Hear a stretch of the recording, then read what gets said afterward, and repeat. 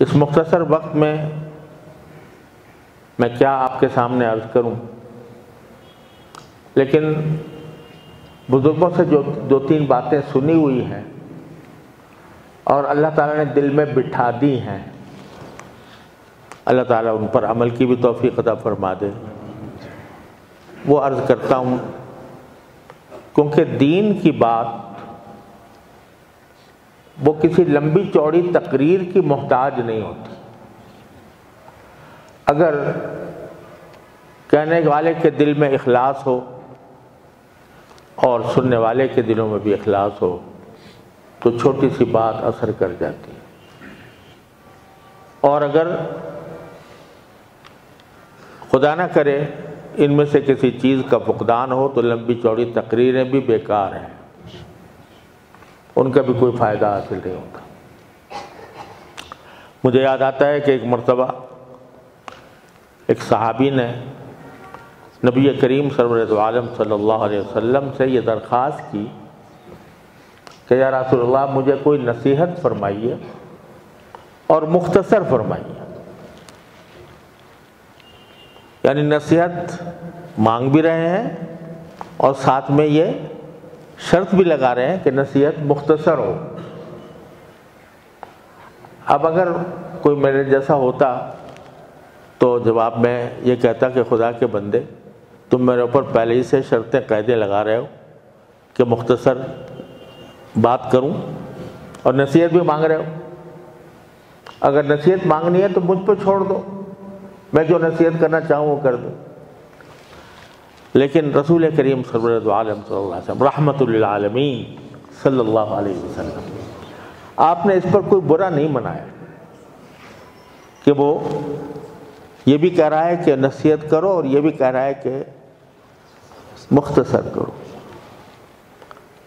تو دو جگہ یہ واقعہ آیا ہے، اور ایک جگہ یہ فرمایا جواب میں کہ ایک نصیحت فرمائی کہ تمہاری زبان اللہ کے ذکر سے تر رہے، سبحان اللہ، بس یہ نصیحت ہماری، تمہاری زبان اللہ تعالیٰ کے ذکر سے تر رہے، یعنی ہر وقت تمہاری زبان پر اللہ تبارک و تعالیٰ کا ذکر ہو۔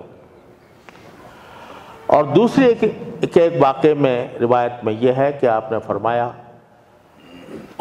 جب اس شخص نے کہا کہ مجھے بتائیے، ان صحابی نے پوچھا کہ یا رسول اللہ کوئی مجھے نصیحت کیجئے اور مختصر کیجئے، تو فرمایا لا تغضب، اللہ، غصہ نہ کرنا، بس۔ اللہ تبارک و تعالیٰ اپنے نبی کریم سرور دو عالم صلی اللہ علیہ وسلم کے دل میں ہر موقع پر وہ بات ڈالتے تھے جو اس وقت مخاطب کے لیے فائدہ مند ہو۔ تو ایسا لگتا ہے کہ وہ صاحب اس نصیحت کے محتاج تھے، غصہ بہت کرتے ہوں گے، اور غصے میں بعض اوقات انسان حدود سے تجاوز کر جاتا ہے، اس لیے مختصر نصیحت یہ فرمائی کہ غصہ نہ کرنا۔ اب یہ غصہ اتنی بڑی بیماری ہے کہ انسان کو اس کا پتہ نہیں چلتا، اس سے اتنی بیماریاں، اتنے گناہ، کبیرہ گناہ اس سے پیدا ہوتے ہیں۔ تکبر اس سے پیدا ہوتا ہے، تکبر اس سے پیدا ہوتا ہے کہ اپنے آپ کو آدمی بڑا سمجھتا ہے، اس بات سے غصہ کرتا ہوتا ہے کہ میں ہی ہوں جو کچھ ہوں، میری رائے درست ہے، دوسروں کی غلط ہے، میں اونچا ہوں دوسرے نیچے ہیں، میں عزت والا ہوں دوسروں کی کوئی عزت نہیں ہے۔ تکبر اس سے پیدا ہوتا ہے، اور دل آزاری اس سے پیدا ہوتی ہے۔ کسی مسلمان کا دل دکھا دینا، کسی بھی مسلمان کا دل دکھا دینا یہ کبیرہ گناہ ہے۔ لوگ سمجھتے نہیں ہیں کہ لوگ سمجھتے ہیں کبیرہ گناہ ہوتا ہے شراب پینا، زنا کرنا، والعیاذ باللہ، ان کو گناہ کبیرہ سمجھتے ہیں، لیکن کسی مسلمان کو تکلیف پہنچانا یا اس کا دل توڑ دینا یا اس کے دل کو آزار پہنچانا، دل آزاری کرنا، یہ بھی کبیرہ گناہ ہے۔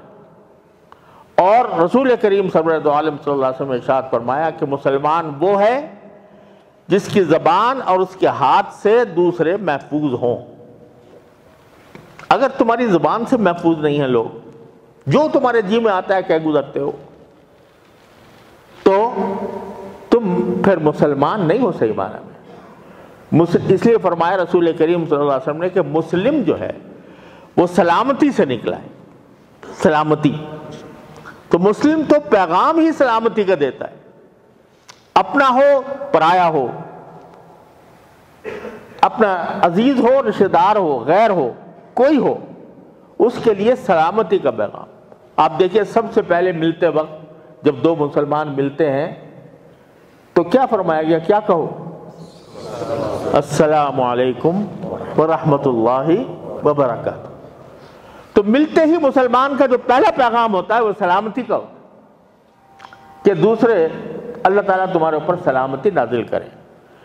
اور اس میں اشارہ اس طرف بھی ہے کہ جب تم دوسروں کو سلامتی کی دعا دے رہے ہو اور سلامتی کا پیغام دے رہے ہو تو تم ذرا سوچو کہ اب میں اس کے ساتھ جو رویہ اختیار کروں گا اس میں سلامتی ہے یا نہیں؟ اللہ اکبر۔ ایک طرف تم کیا ہو، سلامتی ہو تمہارے اوپر، اللہ کی رحمت ہو تمہارے اوپر، برکتیں ہو تمہارے اوپر، اور دوسری طرف تم اس کو برا بھلا کہہ رہے ہو، تم اس پر غصہ کر رہے ہو، تم اس کے ساتھ بد کلامی کر رہے ہو، تو یہ کیا سلامتی ہوئی؟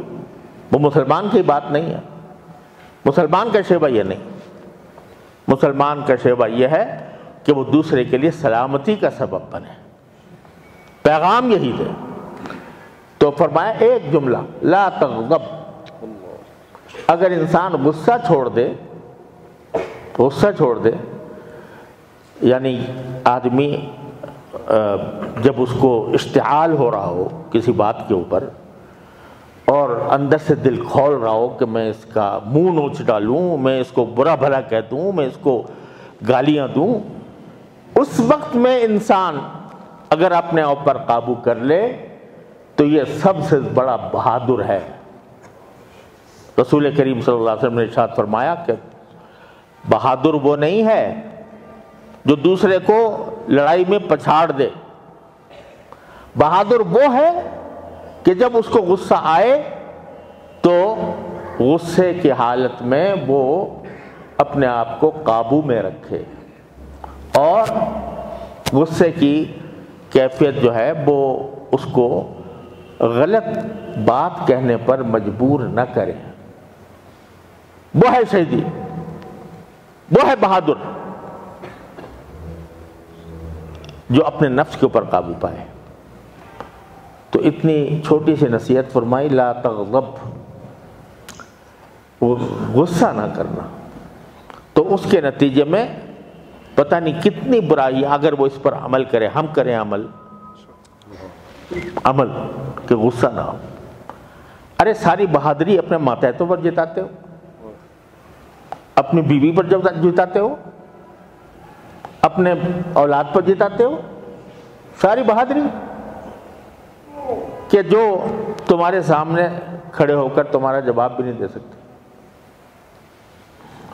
یہ رسول کریم صلی اللہ علیہ وسلم کے ارشاد ہے کہ خیرکم خیرکم لنسائی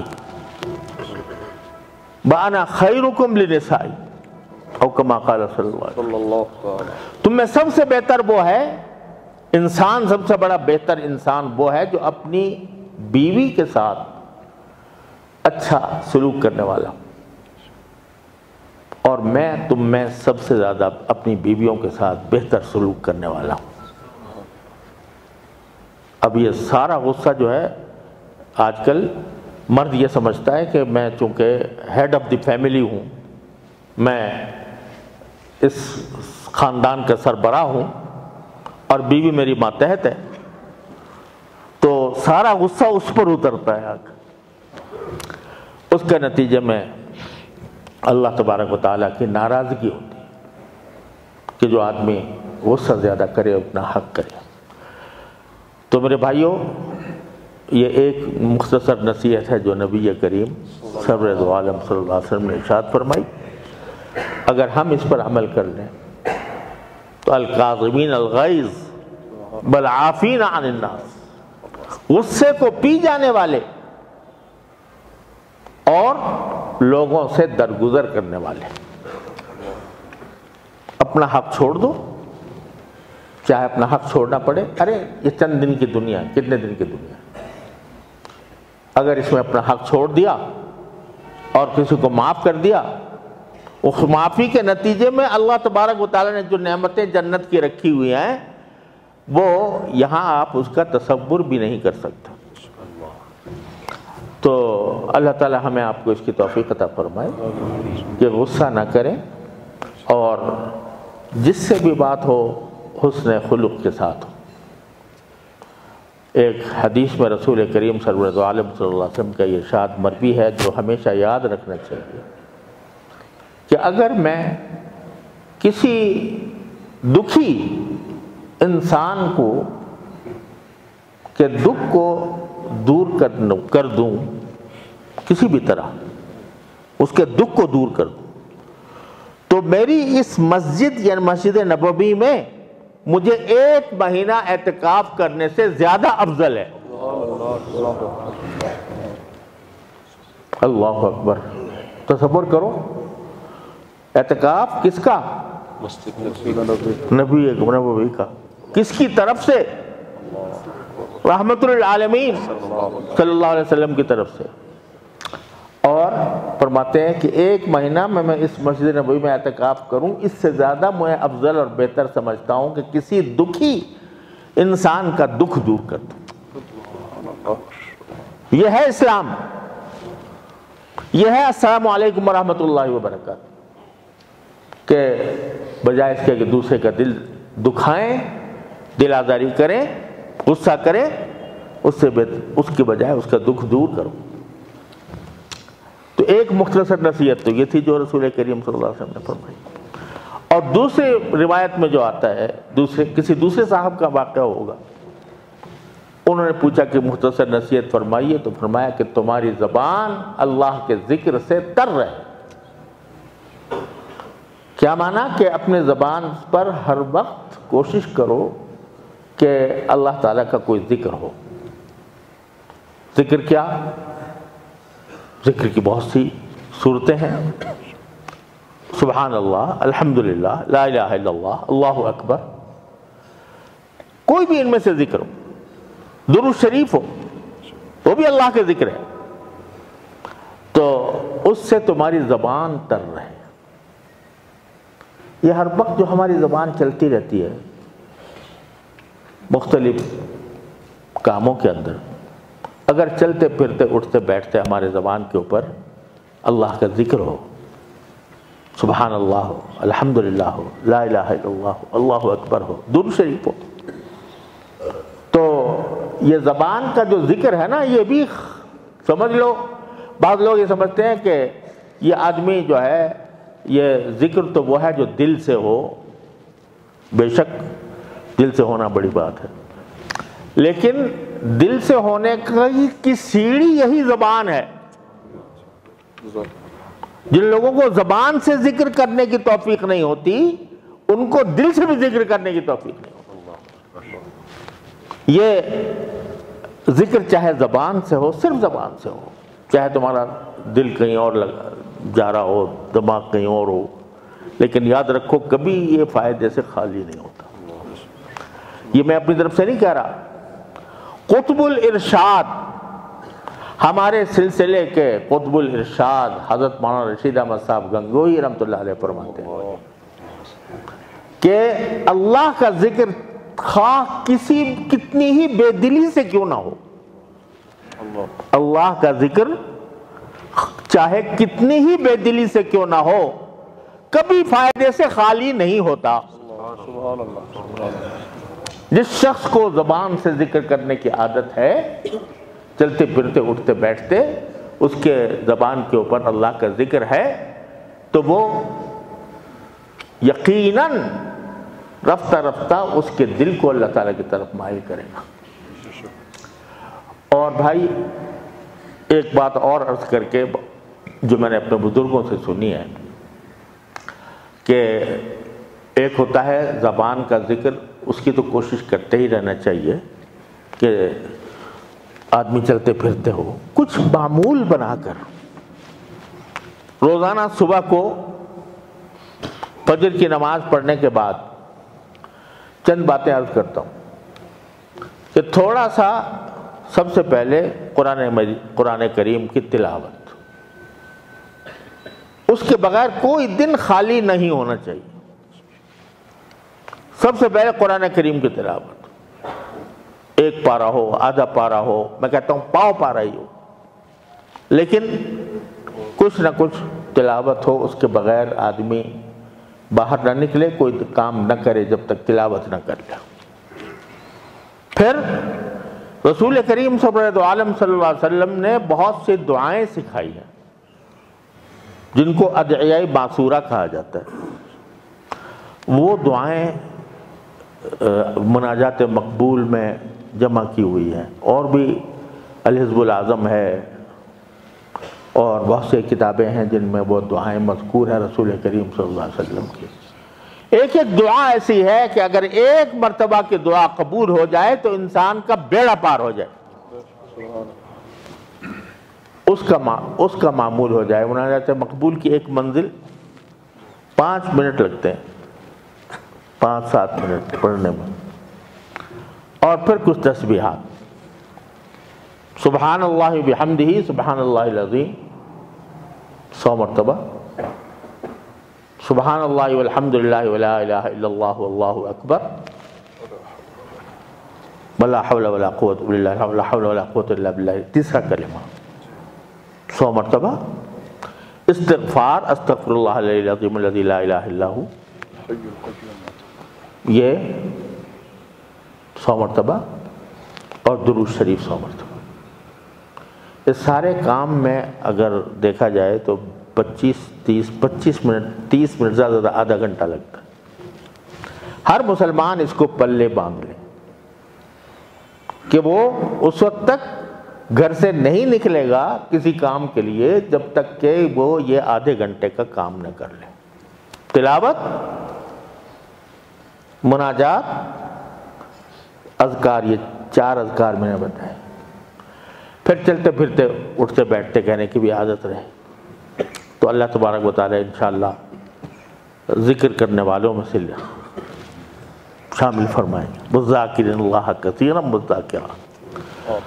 اور پھر 2 باتیں اور کہ اپنی ہر چھوٹی بڑی حاجت ہر وقت اللہ تعالیٰ سے مانگنے کی عادت ڈالیں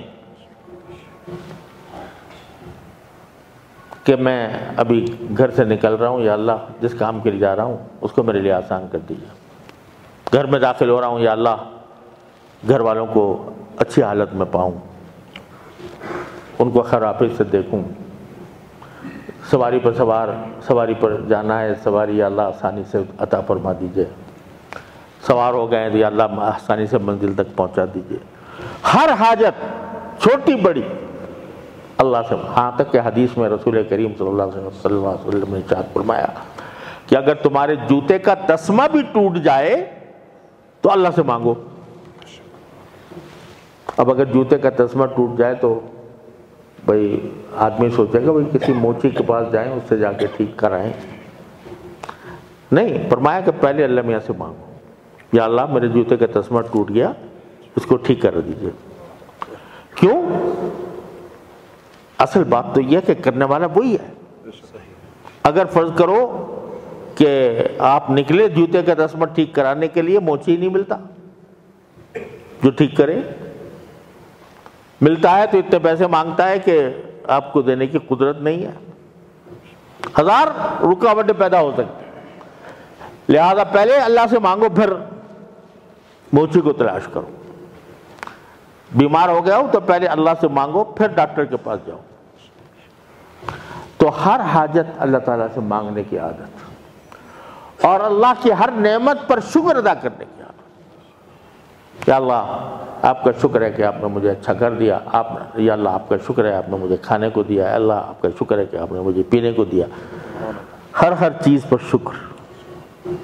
جب بندہ اس کا عادی ہو جاتا ہے، دل میں چاہے ہو، دل ہی دل میں، تو جو وہ اللہ سے دعا مانگتا ہے اللہ کا قرب حاصل ہوتا ہے۔ سبحان اللہ۔ یہ جو کہتے ہیں نا لوگ دعا قبول نہیں ہو رہی، دعا قبول نہیں ہو رہی، ارے دعا تو پہلے ہی لمحے میں قبول ہو جاتی ہے۔